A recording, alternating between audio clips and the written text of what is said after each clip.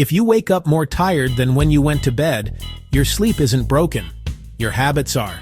It's a feeling so many of us know. You get your 8 hours. You do everything you're supposed to do, but you still feel like you've been hit by a bus. You drag yourself through the day, chugging coffee, only to lie in bed at night with your mind racing, wondering why you're not tired. It's incredibly frustrating, and it can feel like a cycle you can't escape. You start to think maybe your body is just wired wrong, or that you're doomed to be a bad sleeper forever. But what if I told you that's not true? What if the problem isn't some deep-seated biological issue, but a series of small, almost invisible habits that are quietly sabotaging your rest? These aren't huge, life-altering mistakes, but tiny misalignments in your day that add up. The good news is that tiny misalignments can be corrected with tiny adjustments. You don't need pills, gadgets, or a cabinet full of supplements that promise the world but rarely deliver. In this video, you'll get 7 science-backed ways to sleep better in 2026.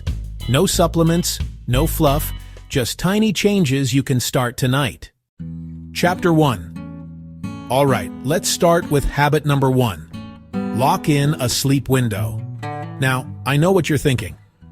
Brett, I've tried to go to bed at 10 p.m. on the dot every single night, and it's impossible. Life gets in the way. The pursuit of a perfect, rigid bedtime is a recipe for failure and frustration. So, we're going to throw that idea out the window. Instead of a strict bedtime, think in terms of a sleep window. This is a 60-minute period where your only goal is to be in bed, winding down. For example, 10 p.m. to 11 p.m. or 11 p.m. to midnight. It doesn't have to be perfect, but be consistent. This shift from a deadline to a window removes the anxiety. You're not failing if you get into bed at 10:45 instead of 10 on the dot. You're succeeding because you're within your target zone. Why does this work? It trains your circadian rhythm, your body's 24-hour clock. That clock thrives on consistency. Night after night, your brain starts to anticipate sleep. It begins releasing calming neurotransmitters and melatonin during your window. Your body starts to prepare for rest on its own. Think of it like training a puppy. At first, it's chaotic. With consistency, the puppy learns the routine. Your brain is the same. Give it a predictable cue: the sleep window. After about a week of sticking to your window most nights, missing 1 or 2 is fine, you'll notice a natural wave of sleepiness as your window opens. So, the habit: don't chase a perfect bedtime. Pick a realistic 60-minute window, maybe 10:30 p.m. to 11:30 p.m. Write it down. Aim to be in bed within that time frame most nights this week. That's it. You're creating the perfect conditions for sleep to arrive on schedule naturally. Blue spectrum sunlight hits specialized ganglion cells in your retinas and sends a direct message to the brain's master clock, the SCN. That message says, "Okay, it's morning. Time to be awake and alert." This signal does 2 critical things. First, it suppresses melatonin, telling your body to stop being sleepy. Second, it starts a countdown for 16 hours later, when melatonin will be released again. Without that strong morning signal, the timer is weak and evening sleepiness becomes vague. The habit: within the first couple hours of waking, get outside for 2 10 minutes. That's it. A few important details. First, no sunglasses. We want light on your retinas. Second, no phone. Look up and around. Third, real outdoor light. Windows filter out a lot. Light intensity is thousands of times stronger outside, even on cloudy days. It's not sunbathing, it's exposure. Have your morning coffee on the porch. Take the dog for a quick walk around the block. Stand on your balcony for a few minutes while you plan your day. Treat morning light like a free daily supplement. It costs nothing, takes almost no time, and anchors your internal clock so you feel vibrant in the morning and naturally tired at night.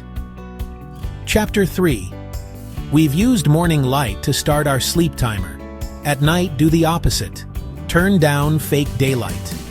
For almost all of human history, bright during the day, dark at night. Our biology is adapted to that cycle.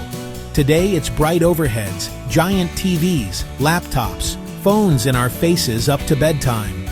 This light, especially blue heavy, tells your clock it's still daytime. Stay awake, don't produce melatonin. In the last 60 to 90 minutes before your sleep window, dim lights, switch to warm lamps, reduce screens and lower stimulation. Turn on night mode if needed, but better yet, read a paper book, do light stretching, journal, or have a quiet conversation. This lets melatonin rise naturally. Chapter 4. Habit 4. Give your brain a predictable wind-down script. Your brain loves patterns and predictability. When it knows what's coming next, it can relax. A wind-down routine isn't more tasks. It's a short, repeatable sequence that cues sleep. Think how we get kids ready. Bath, pajamas, story, tucked in. Same order every night. It signals sleep is coming. As adults, we go 100 miles per hour, then hit zero and wonder why our brain can't switch off. Your brain needs a buffer zone, a clear signal that you're closing the tabs for the day. Keep it short, simple, consistent. 15 to 30 minutes max. 3 or 4 calming steps, same order every night. Example, Step 1, tidy your space for 5 minutes. Step 2, go to the bathroom. Wash your face, brush your teeth. Step 3, change into pajamas. Step 4, sit in a dim room and stretch for 5 minutes. Or read one chapter of a boring book. Exact steps matter less than consistency. After a week or two, start Step 1 and your brain knows what's next. A psychological dimmer switch.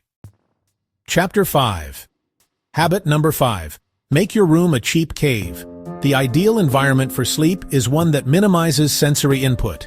You want it to be cool, dark, and quiet.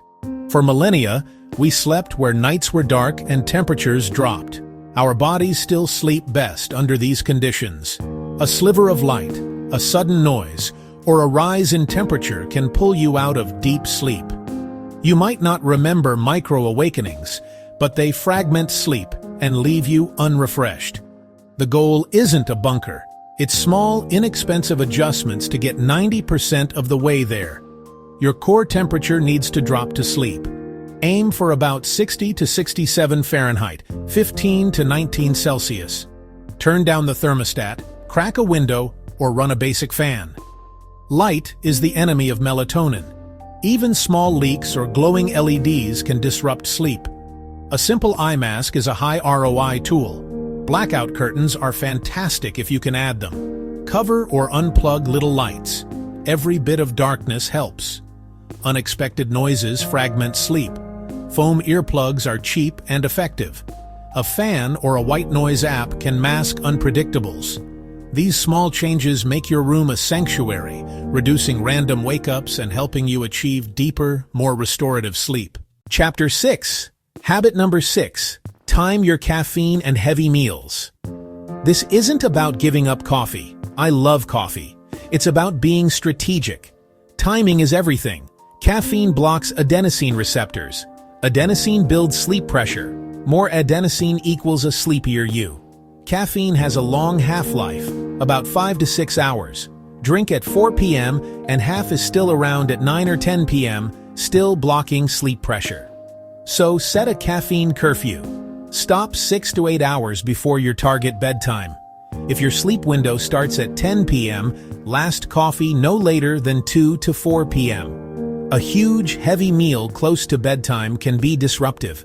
Large, heavy dinners drive digestion and raise body temperature. It's like asking your body to run a marathon and go to bed. Favor a lighter, earlier last meal. Finish 2 to 3 hours before bed. Focus on lean protein and vegetables. Go easier on giant plates of pasta or greasy pizza right before you turn in. This gives your digestive system time to do its work so it doesn't keep you up at night. Chapter 7. Habit number 7 tackles a racing mind. This is the habit of the 5-minute brain dump. You're lying in bed and your brain lists to-dos, replays awkward moments, and worries about future deadlines. It's exhausting.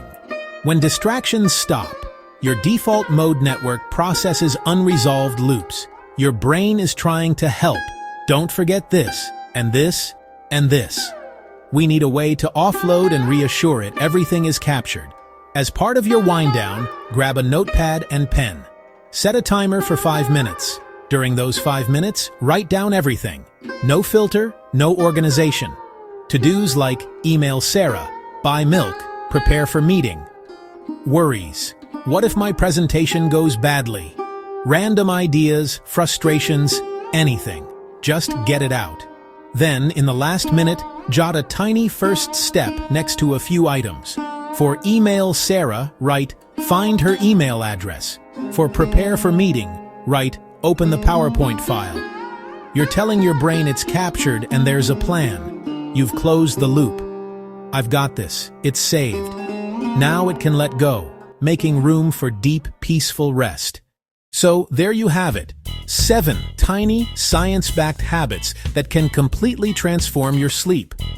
We talked about setting a sleep window instead of a rigid bedtime, using morning light to set your body clock, creating a digital sunset at night, building a wind-down script, making your room a cheap cave, timing your caffeine and meals, and doing a 5-minute brain dump to quiet your mind. It might seem like a lot, but you don't need perfect. Pick one tiny habit, try it tonight, then notice what changed. Don't try to implement all 7 at once. The goal is momentum, not perfection overnight. Small, consistent changes create truly restorative sleep. I know you can do this. If you want more realistic health upgrades that actually fit your life, hit subscribe to Tiny Habit Health.